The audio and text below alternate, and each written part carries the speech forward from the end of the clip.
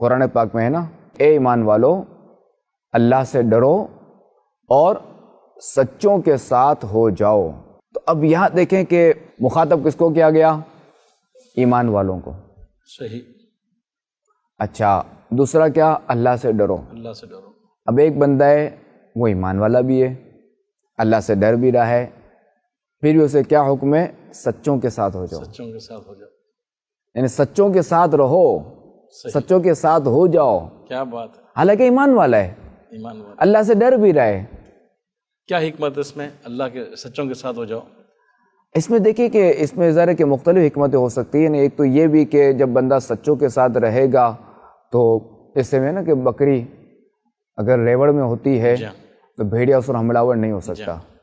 اب یہ ہے کہ بندہ اگر سچوں کے ساتھ ہوگا تو شیطان کے وار سے بچ جائے گا. کیا بات. نفس و شیطان کے وار سے بچنے میں آسانی ہوگی، ایمان بھی سلامت رہے گا.